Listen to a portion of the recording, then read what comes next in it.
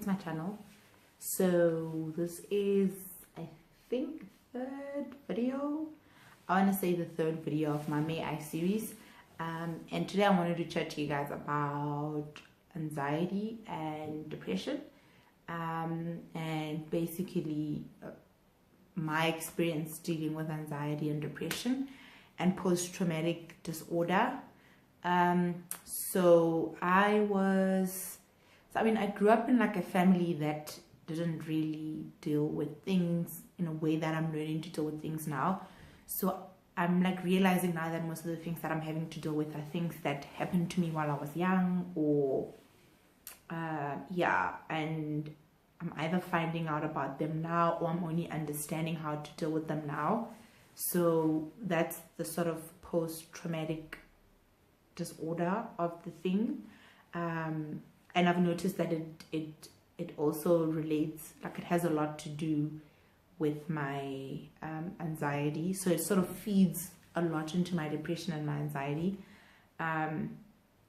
And I've also noticed that I get really anxious in the winter season. So I think since like 2014 or 2013, I realized that in winter I get very like anxious and depressed. And so I went and I read a lot about it, like why, and spoke to people, because I think now it's much easier to talk about anxiety and depression than it was before. And I found out that it's mostly because in winter, you're a lot indoors, and like you don't do a lot of social things, so you're not outside a lot, and you don't get to interact a lot with people. So it's almost like cleaning time, where you spend a lot of time by your own and in the house, and you get a lot to think a lot, and you get to do like a lot of going through of things, and then it just piles up, and it's cold. I think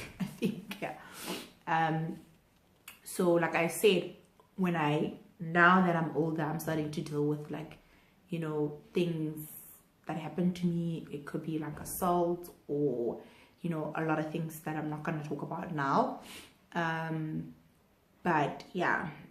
So I think what has helped me, or it's not that I've completely healed or whatever, or I've dealt with my disorders, but I just wanted to share with you guys a couple of tips that I have learned to deal with all these things. So number one is to talk to people. I think also talking with people, it's something that you need to be very cautious and very careful when doing, because sometimes you could talk to people who actually would make your anxiety even worse, or your problems even worse, just maybe because they don't they don't understand. So say for example, you are dealing with depression because you came out, and you speak to somebody who's homophobic because maybe you don't know, or I don't know, obviously that's going to trigger you even more. So I'm saying that I think I've learned that it's very important for me to know my audience, or the people I'm sharing my stuff with, before I talk to them, because in as much as it helps to talk to people about your problems, you want them to be the right people, so to say.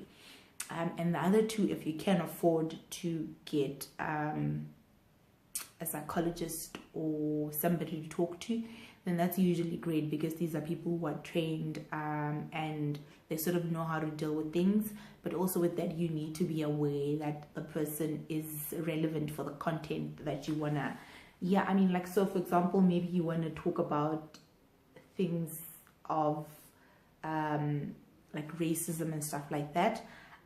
I would find it very difficult if your psychologist was white, because that could be a trigger. So even if you do get a psychologist, I think it's also important to try and understand the person, what they stand for and what they do, before you can talk to the person. And also like your friends, even if you do talk to them, they could also be problematic, or they could be triggers to your problems. So I think also that you need to, so I've learned to be like, if I'm telling you my problems and you're adding on, and then I'm just going to be like, what, I actually don't need to hear your opinion, you need to stop, because this is not helping me. The other one that's worked for me for my anxiety is to also try and understand my triggers. So that's been very difficult, because it's not like everything you get into you're going to be warned, so to say, about like this is what's going to happen. But I've found that like a lot of it's helped me a lot to be able to understand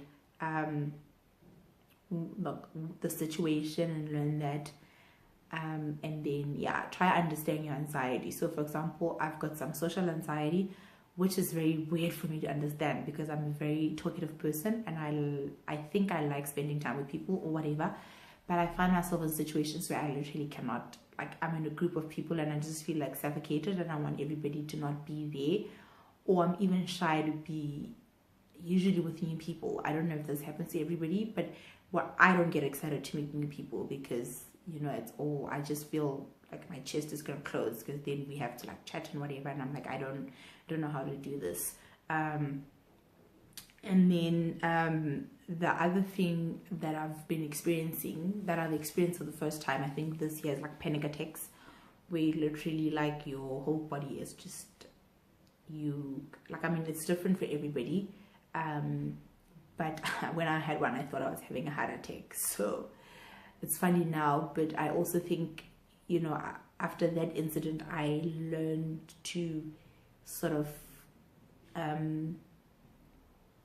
go back and learn about like all these kind of things. So I think it's important to also get as much information as you can about your disorder, so that you're sort of better positioned to deal with whether sometimes you can't deal with it, sometimes you can, but if you're able to, then, you know, go and get help and learn about your disorder. And I've also tried to make my space less toxic, whatever that means.